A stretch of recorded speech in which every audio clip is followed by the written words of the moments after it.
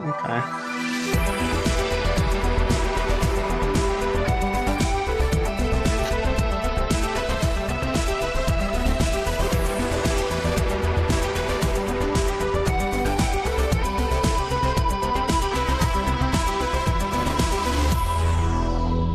All right, welcome in, Foolz, to episode 36, take 2, I guess.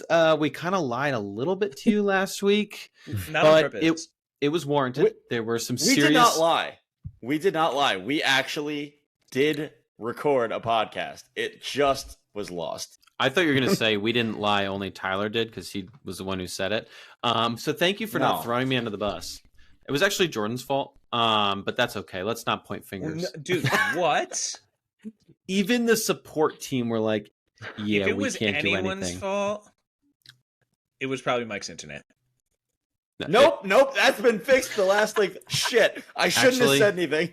This time it was yours, Jordan. But we don't know. Right. It's all speculation.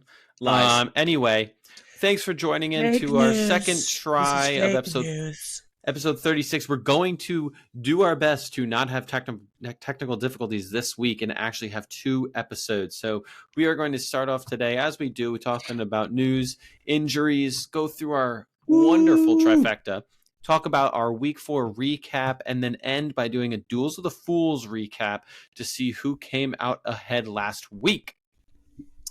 Getting into it. Let's Hold go. on. Wait.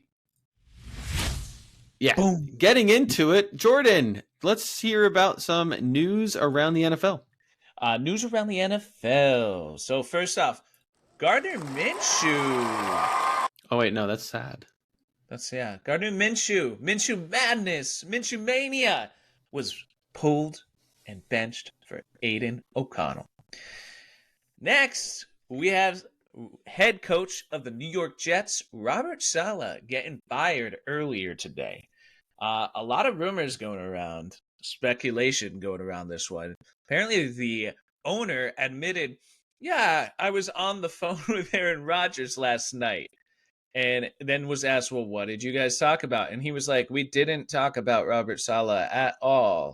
It's like, yeah, okay. So you talked about what? Like, your favorite movie? Like, what shake you like? Like, what the fuck did you talk about?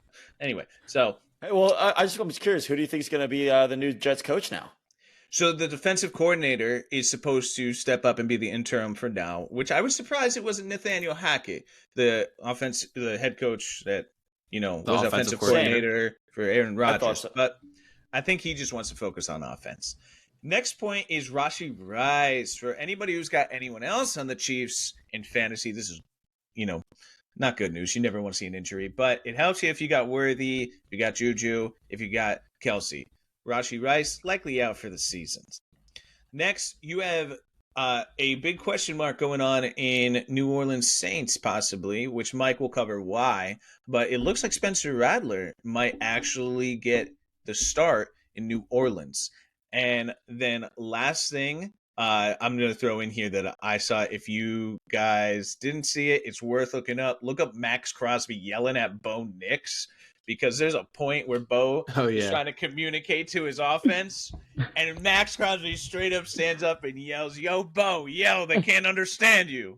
And I was like, damn. I saw that. Savage. I saw that clip, and I honestly laughed out loud in reality. It was actually hilarious. Yeah. I was like, what a troll. And honestly, Max Crosby is such a great defensive player, and I didn't realize how much of an Iron Man he is. Oh, he's awesome. He's an Iron Man. Awesome. He's just a savage, but good for him.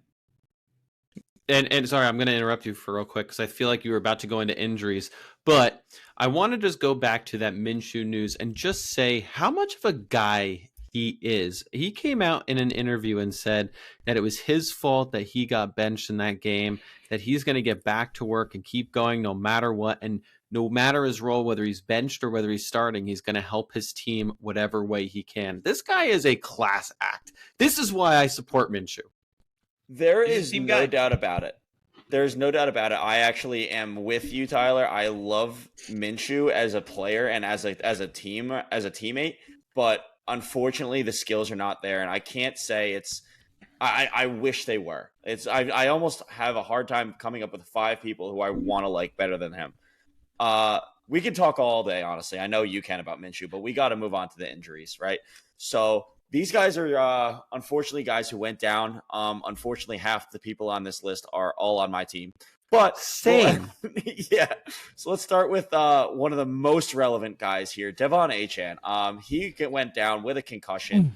And honestly, it was a really brutal hit. And you're talking about this happening from an NFL player hitting someone who is equivalent to a teddy bear. I'm very nervous, but this concussion could last week to week. Look for a guy off the waiver wire if you can. Nico Collins, another guy, huge wide receiver. Who I also had. Who you also had. Yeah, Tyler went 2 for 2 on these top 2 here. Hamstring injury. Honestly, seemed fine when he walked off. Maybe a little bit of a limp, but then all of a sudden, now he's week to week. It is a hamstring, so we'll see. Monitor it. Next guy, Aaron Jones. This one really hurt me in like 4 leagues. But you know what? He was doing great. He was a top 10 running back in fantasy. Really, this offense did not look the same after he went down. So hopefully it's not too long. Hip injury, week to week again.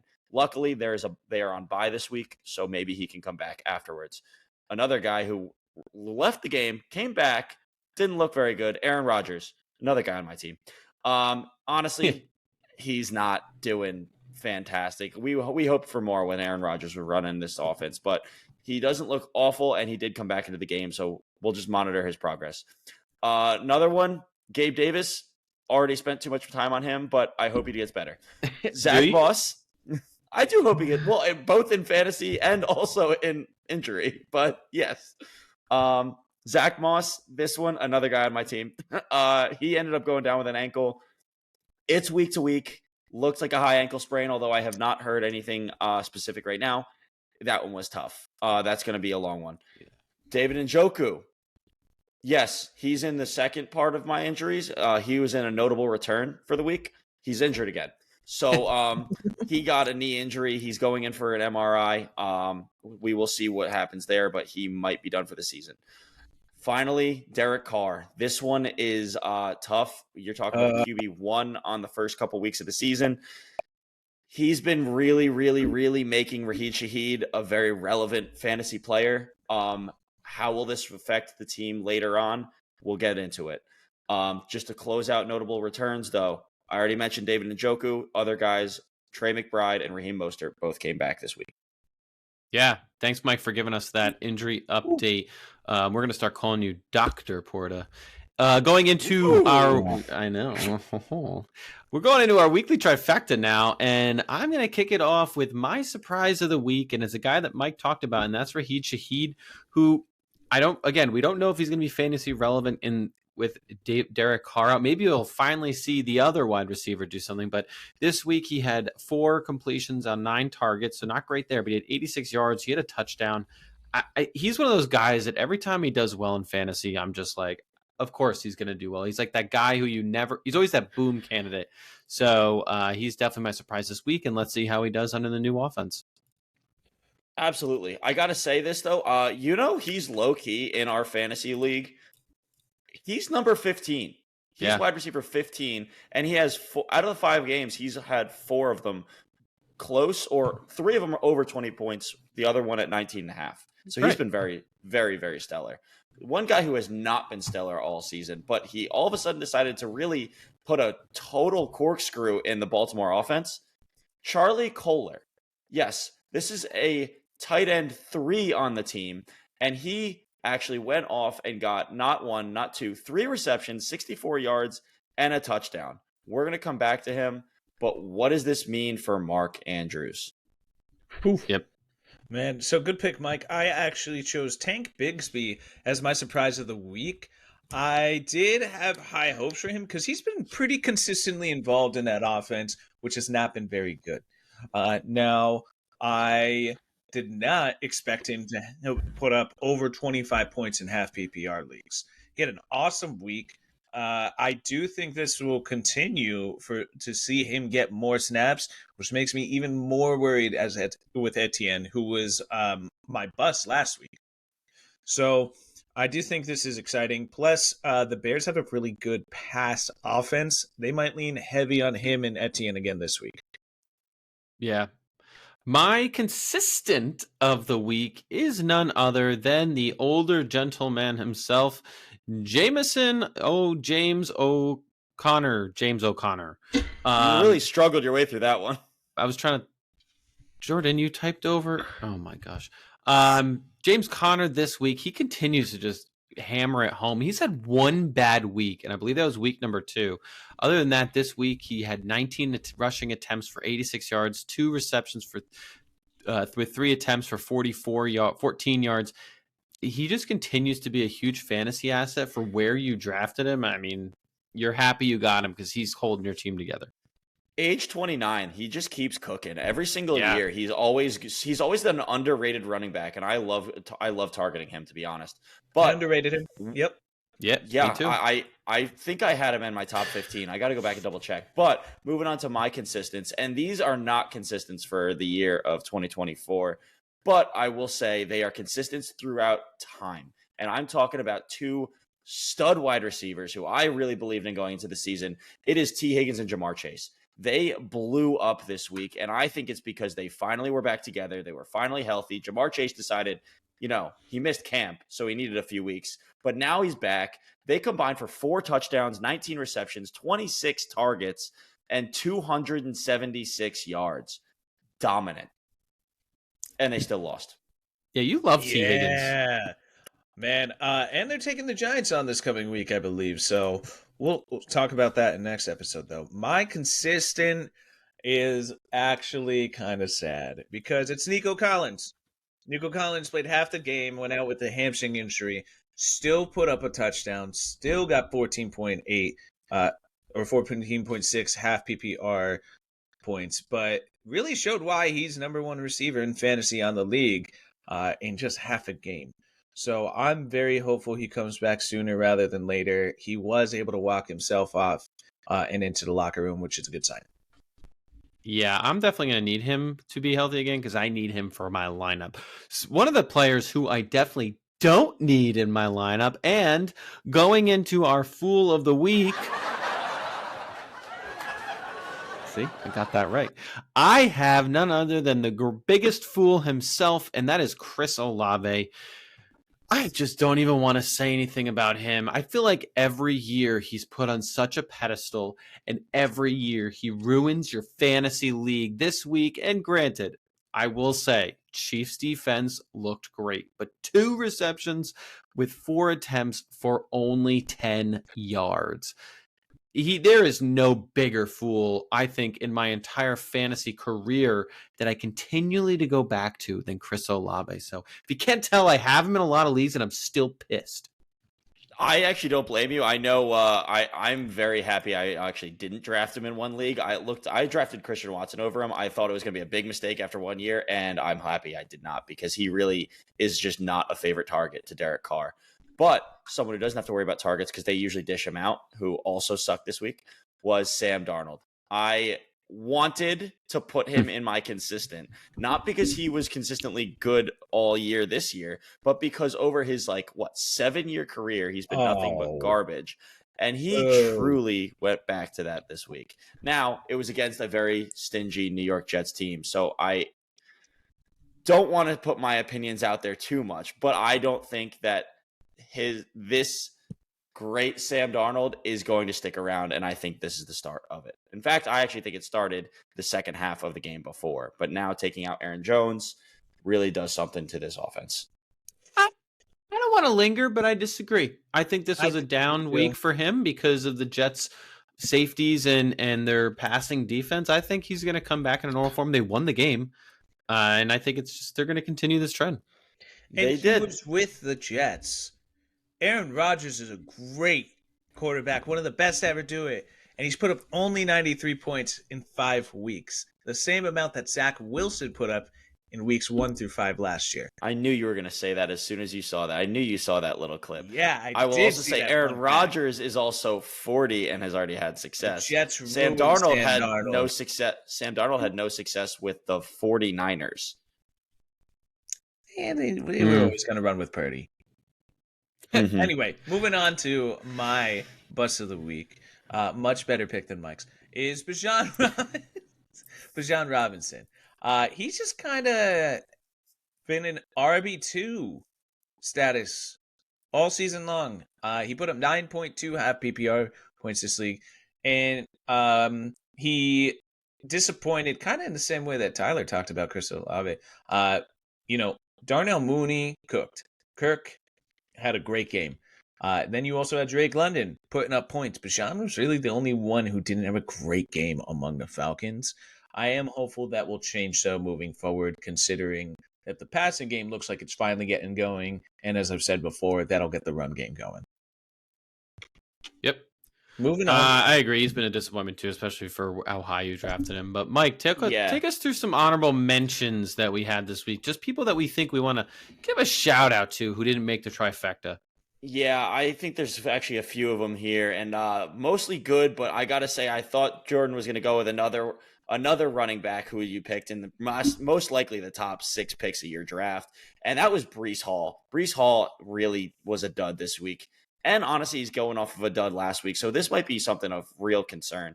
9 carries, 23 yards total rushing, and 3 receptions for 14 yards. He netted you under 6 fantasy points this week. And going off of last week, he also had under 3. We'll really have to monitor Breece Hall, but his usage is not up there. However, other guys who have been, Garrett Wilson, who dominated in so many ways, 101 yards, 13 receptions, and a touchdown, but he had it on 22 targets. I don't know about you. It's a great game. I'm actually slightly concerned about this, but we can talk about that later. Rico Dowdle, dominant. I mean, you're talking about somebody who you got late in your draft. Maybe you picked him up off waiver wires. 87 yards on 20 carries, 2 receptions, and a touchdown. Awesome. Another usage, Kareem Hunt. Another guy you picked up off of waivers. You did not think about him. They signed him 2 weeks ago. Guess what? The Chiefs can make magic out of nothing. 27 carries, 102 yards, and a touchdown, plus a reception for 15 yards. Great honorable mentions here. I think that Kareem Hunt honorable mentions great, and I think it's also a missed opportunity for a lot of these teams who are struggling at running back. Maybe we'll open their eyes to what an actual veteran running back may be able to do on the field. So great honorable mentions. Going into our week 4 recap, I'm going to kick it off with a Thursday night football game, and what a shootout this was. This was such an entertaining game, on the edge of your seat. It was a 36-30 overtime win for Atlanta. Both QBs performed fantasy and on the field. Kirk Cousins, that we talked about, he had a huge number of yards. Baker still performed adequately with his 3 touchdowns, almost 200 yards. And it was a great match between the two. Mooney, London, Pitts, they all saw an uptick in passes. We saw what a prime, healthy-looking Kirk Cousins can do, and it was great to see these guys be active. Bijan, we talked about him. We're still disappointed in his usage. I would say we're going to continue to worry if Kirk continues to be able to throw this ball like he did this game. So we'll see where that goes in the future from a fantasy perspective. And at last point to make is, who is the Bucs starting running back? Is it going to be White or is it going to be Irving? This past week, they split the backfield. There was a really long run by Rachaad White. I think he had a 60-yard run at one point, which was great to see him break out there, but it's still a mystery. We'll see who takes that backfield. Yeah, that's true. I think White did have a good run, but I mean, I'm really starting to think Irving is just going to take it. The one thing that really hurt him is that fumble at the end of the game, but they went right back to him to give the kid a little confidence, which I actually give the Bucs a good attaboy about. I want to go into right? I thought it was actually a good move for them. The announcer said that too. They were like, they put him right back in to show, like, dude, we still have confidence in you. Go get it. Exactly. And my brother and I completely agreed at the time too, which great veteran move from a good quarterback, from a good coach, in my opinion. Next game, we had the Jets in Minnesota. I'm going to reiterate again. What about Breece? Like I'm not worried, but at the same time, I'm definitely there if it's one more week. If there's one more week like this, he's not going to be a part of this offense very much. And I don't know what to do. Another guy I didn't know what to do with, Mike Williams. I was really excited about Mike Williams going to this team. Yes, I thought he would be hurt in 6 games, but he's still healthy. And he's just not there. He's just not getting any catches. So I did expect him to be more involved when he was there. Now, to the credit of the Minnesota Vikings, the Minnesota Vikings defense is awesome. it's straight up nasty. I don't think the Jets offense is incompetent, and they shut them down, in my opinion, like completely. Last point, and this is going back to my Sam Darnold bust. Justin Jefferson and Jordan Addison were kind of held in check. So the Jets still have a good defense. So they really need to get this offense going, or they're going to start losing their way. Man, good summary of the Jets there. And last point that I just want to throw on, I think that was the end of Tyler's streak of picking underdogs. Ooh, you point out your wins. We got to call the losses. I take the loss. Man, but moving on to Carolina versus Chicago. Freaking Aaron Rodgers. This looks like a game where maybe Caleb Williams is turning a corner, which if you're a DJ Moore fan like myself, really excites you because he finally had a wide receiver one game. He was awesome. I'm very hopeful this is a sign of things to come.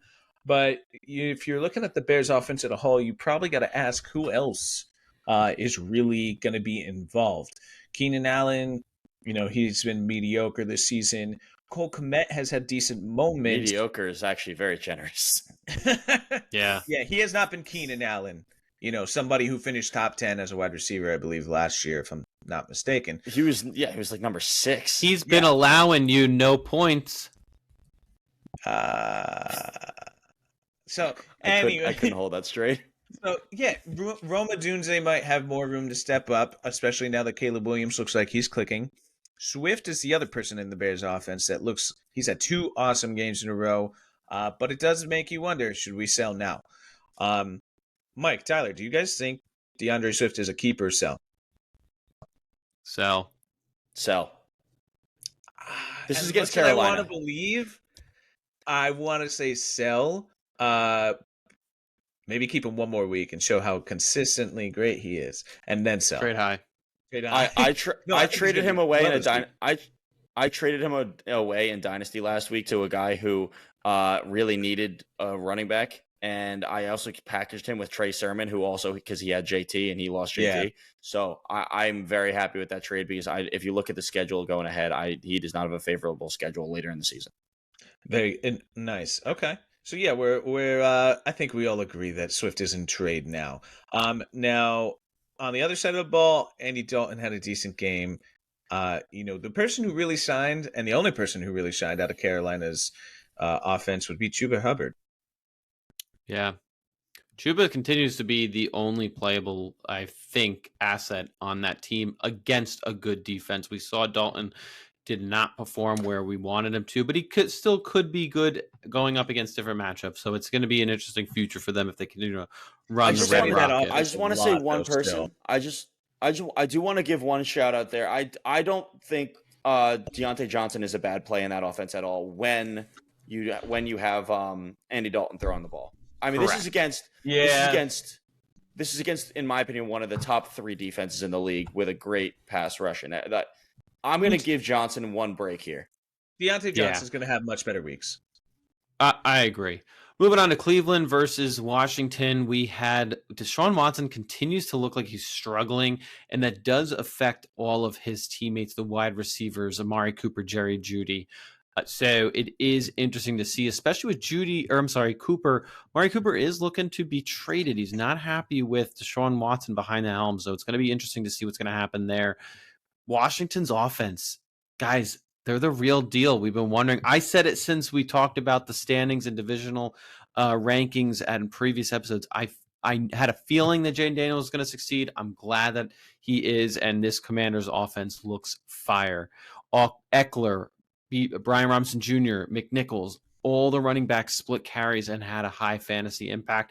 And Terry McLaurin definitely is a top tier wide receiver going forward. So it's going to be interesting seeing their future and continuing to succeed in this offense. That. McLaurin has a bright future this season.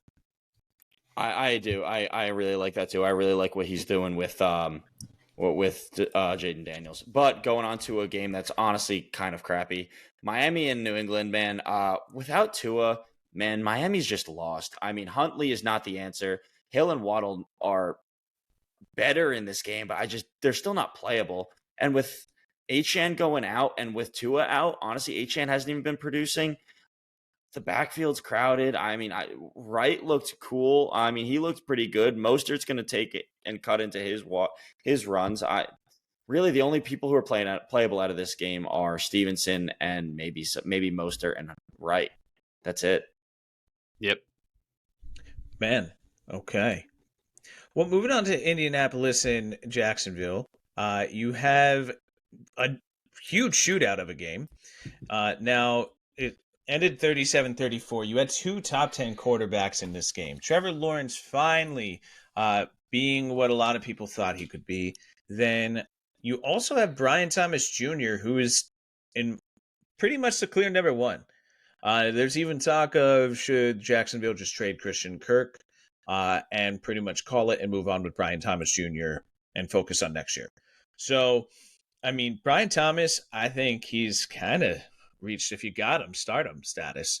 He's been there. He's wide receiver 7 on the season. Yeah, I don't think it's a question. Really? Damn. Man. And then you finally had Alec Pierce go for some awesome deep throws, which, I mean, as long as Joe Flacco's there, I'm starting Pittman, and I'm probably starting Pierce. I think Pierce is going to be with Flacco. I definitely would consider him.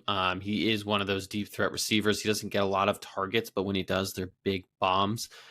I don't know if he's a start, but it depends on the bye. But moving on to Buffalo versus Houston, we had Josh Allen. It is really looking harsh for him, and we're not really sure what he's going to do. This is his second week in a row where he has not performed. 9 completions, 30 attempts. Really are seeing Josh Allen recede, but who knows? Maybe we're hoping this is a comeback. James Cook, he is really cooking in the offense now, and he's really continuing to be the primary point scorer and yardage the chain mover really for this team. Nico Collins, hurt to see him leave so early, but this might open up big things for Stephon Diggs and Tank Dell. CJ Stroud, we're getting a lot less from him than we thought, and I think it's important to highlight that while he is still a star quarterback, it's interesting to see him not be that top 5 guy that we thought he was, especially with this core around him. And lastly, with Mixon out, it is interesting to see that they're running a committee of running backs.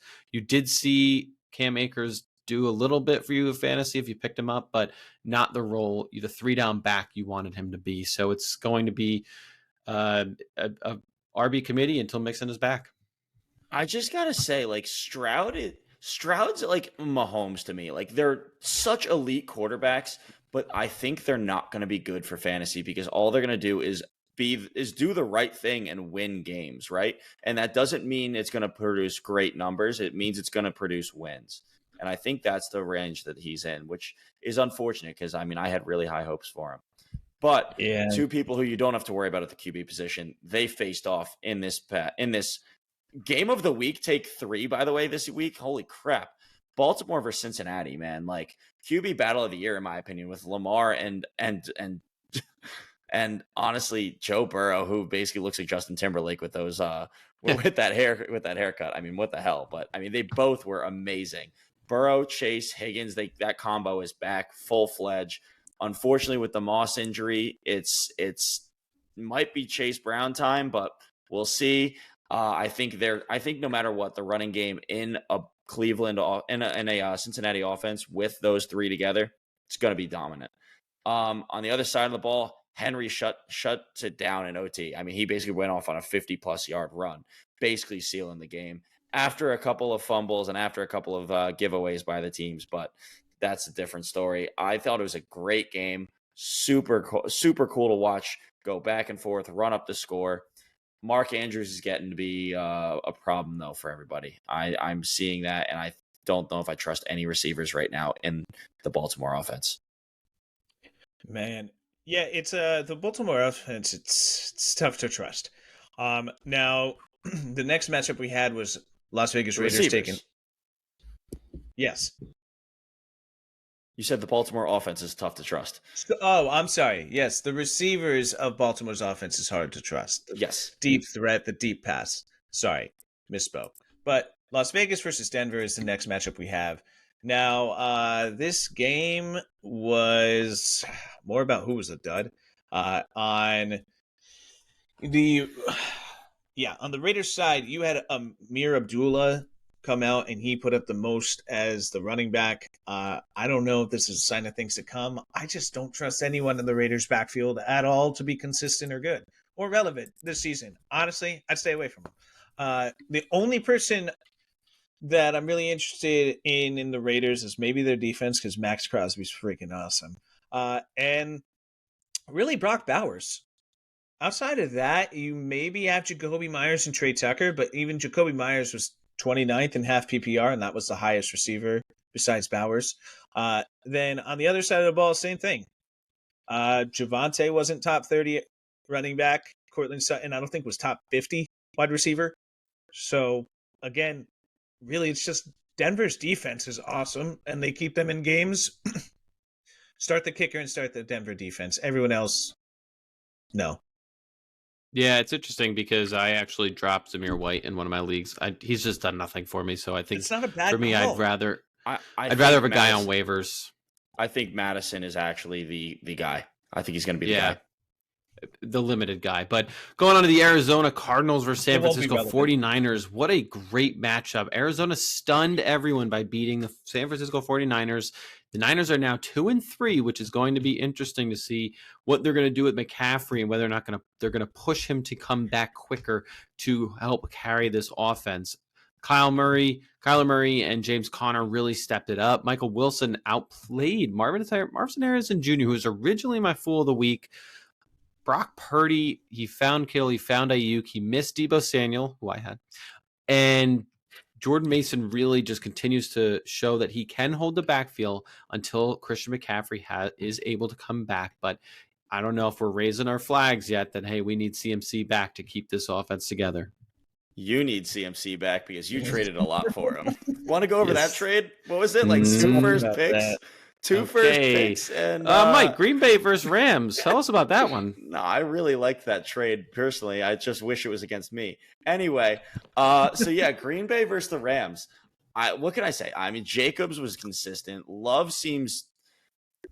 Does he seem healthy? I don't know. I don't think he honestly is, but he's out there, and I give him credit for that. He makes some bad passes, but overall, he is better for this team than Malik Willis. Tucker Kraft is loving him, though. I mean, man, he's been absolutely killing it. I mean, and as much as Tucker Kraft's been going up, Wicks has been going down. I'm afraid of these drops. Dropped another couple this past week. But on the LA Rams side of the ball, you got Kyron, who's, again, being consistent. He's just the entire offense. However, Corum is now getting involved in the game. He actually had a few touches, which people who have Kyron, you're hoping that Blake Corum does not get too involved. Last but not least, the only other people who really were relevant in this were Parkinson and Whittington. They led the receiving efforts, not too much, but Whittington looks good. But I think when Puka and Kupp come back, he's going to just go back to that middling role until maybe Kupp's gone. Yeah, Matt Stafford has become a sit for me in my book from a flat fantasy perspective, and I think there's better guys better over him. Yes. But man. Well, moving on to the next game, we had an awesome freaking game with some great special teams plays. It was It was New York Giants taking on Seattle Seahawks. Now, New York Giants, they had no Neighbors, no Singletary, but still no problem. They got the win. I love to see it. Now, what's crazy about this game? You? I do. I love to see it. Ruining your chances, man. What's kind of crazy about this game, by the way, I told you guys last week that this might be a game they win, having no business winning it, and you told me I was crazy. You were crazy, but it did work out. Oof. So, this game actually featured 2 top 12 quarterbacks. So it was an awesome game if you had either quarterback here. It was not a great game if you had one of the receivers for Seattle. In terms of the Seattle receivers, the highest one was 30th, which would be JSN. DK Metcalf, you were hoping for a better game from him. Now, the running backs also had a pretty great game. Tyron Tracy, the rookie running back from the Giants, he was 15th overall, and you had Walker. So there were two top 20 running backs in this game. The other exciting thing was that New York Giants, without Malik Neighbors on the field, with Daniel Jones at quarterback, had two top 20 fantasy football wide receivers this week. Wan'Dale Robinson and Darius Slayton. Darius Slayton, this may be his first time putting up a top 10 week. So I don't think this is truly a sign of things to come, but it's exciting. I think DK Metcalf on the other side of the ball, look for him to bounce back.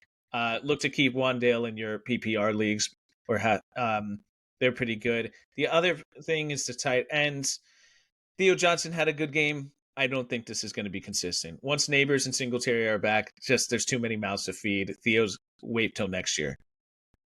Too many mouths to feed and not a very good cook in the kitchen. Moving on to Dallas-Pittsburgh game, which was Sunday Night Football, probably the latest game to kick off in NFL history. I was so tired. I know. And I kept looking at the TV going, all right, did it start yet? No. On the Cowboys side, CeeDee Lamb did not get you what you wanted from a fantasy perspective, but Jalen Tolbert actually took over that offense against the Steelers. We talked about Rico Dowdle finding the running game. It was interesting. Fields did have a little bit of a setback week for himself. He did not throw the ball. He had 15 completions with 27 attempts, so not his best day, but he did also have 2 passing touchdowns, so can't count him out. And he is right now expected to still be the starter. But from the NFL side of things, Pittsburgh, their defense really tried to keep them in this game. They were doing their best. It's going to be interesting. I still think Mike Tomlin has some voodoo magic where he always comes out 500 in the season, and I think it's just going to continue. Fantasy-wise, we'll talk about the matchups going on next week. Fun fact about this game, Dak became the first player ever in history of the NFL in the same game to throw an interception in 2 days. You know what, Mike? I did know that. That was a fun fact, I thought. Going on to the last game, though, because his second one was on Monday. New Orleans versus Kansas City. It was supposed to be a good game, and honestly, it did turn out to be a pretty good game. However, it's going to raise some questions, right? Olave, I don't think he's wide receiver 1. Shaheed is definitely the wide receiver 1, in my opinion, and he's just been the better point producer in fantasy. Kamara and Hunt, both of them, they're just old school great guys for running back, and they basically led the offenses here. Pat Mahomes didn't even score a touchdown, which is making me really think you have to bench Pat Mahomes. As crazy as it is, you have to do it. He's an elite quarterback who just, like I said earlier, wants to win and does not care about his stats. Great for a team, great for building an NFL organization, not great for your fantasy team. Yeah. But he did throw the ball a bunch. He had his yards. He had his receptions from other teams, and they found Waldo. They found the big guy who's in the number 87 jersey, wearing red, Travis Kelce. Man, 10 targets, 9 receptions for 70 yards. Just needed to get a touchdown. He's back to his old self. Finally, he was able to do something. But anyway, we're going to move on to our Duel of the Fools. Put them down. Woo. Week 5 results. Starting out with the Joe Flacco versus Andy Dalton. We did get Joe Flacco, who came out ahead. Rashad White, Zach Moss. Rashad White, with that Zach Moss injury, went down. We have an interesting stat here. James Conner and Devin Singletary was our matchup, but it did turn out that Devin Singletary did not play, so we are not counting that in our Duel of the Fools Week 5. We had Alvin Kamara come on top against Jordan Mason, which is interesting because at first I looked and said, no, Jordan Mason had more fantasy points. And I looked at it again. No, he didn't. And Alvin Kamara did not have the best day you would have ever wanted. T. Higgins was our first wide receiver matchup, who won against Terry McLaurin. Marvin Harrison Jr. outscored my fool of the week, which was Chris Olave. So very disappointed in that. Garrett Wilson and Stephon Diggs. Garrett Wilson pulled ahead. We talked about what a great game he had. And Stephon Diggs didn't have a terrible game either. So it was interesting to see that Garrett Wilson pulled ahead. And last but not least, sorry, Mike, because you're the only one that didn't pick him, but Tucker Kraft went off and won the tight end matchup of the week against Pat Freiermuth. Leaving the results is, unfortunately, Jordan won again For the 2 weeks in a row. Third week in a row with 4 correct wins. Mike and I tied at 3, leaving the overall correct number at, give us a drum roll, please, Mike. Bless me. I have 20 correct wins, Mike 15 in last, and Jordan with 19. So I still have in the lead with correct guesses. And weeks 1, Jordan is in the lead with 3 weeks 1 on Mike and my 2. Mike, you're looking at me like I'm crazy. The formulas are wrong in our spreadsheet for those listeners out there, and I fixed it in our 37 agenda. So I just wanted to state that. So it is where the standings are.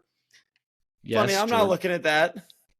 Well, it's on the 37 agenda, so click over to that one, which we will go over. What a great segue. Next week. I mean, this week on our next episode. So thank you all for listening. Have a great night, and see you later this week for 37 Fools. Have a good one.